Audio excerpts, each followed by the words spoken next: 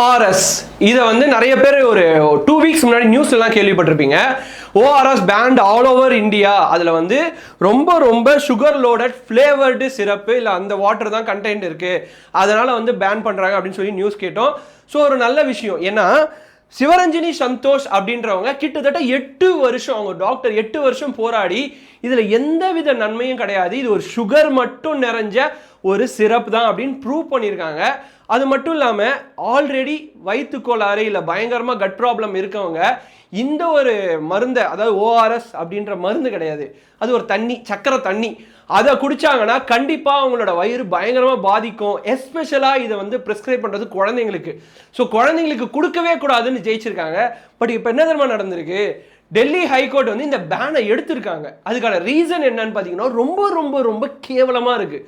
S, ORS சைடில் என்ன தெரியுமா டிஃபெண்ட் பண்ணியிருக்காங்க, 180 கோடி சரக்கு வந்து தேங்கிடுச்சு, அதனால இப்போதைக்கு பேன் பண்ணாதீங்க அப்படின்னு சொல்லி கேட்டிருக்காங்க. எனக்கு ஒரே விஷயம் புரியல, உங்களுக்கு மக்கள்லாம் முக்கியமே இல்லை, ORSோட கம்பெனி 180 கோடி தான் முக்கியம். இங்கே வந்து யாருக்காவது ஏதாவது ஆனால், ஏன்னா இப்போ தான் ரீசெண்டாக கூட ஒரு ஃபார்மாட்டிக்கல் ஒரு 15 குழந்தைங்க வந்து காஃப் சிரப் குடிச்சு இறந்தாங்கன்ற ஒரு நியூஸை கேட்டோம். அப்போ கூட திருந்தலை, காசு தான் முக்கியம் அப்படின்ற ஒரு அல்டிமேட் கோலோட தான் நிறைய பேர் சுற்றிட்டு இருக்காங்க போல இருக்கு.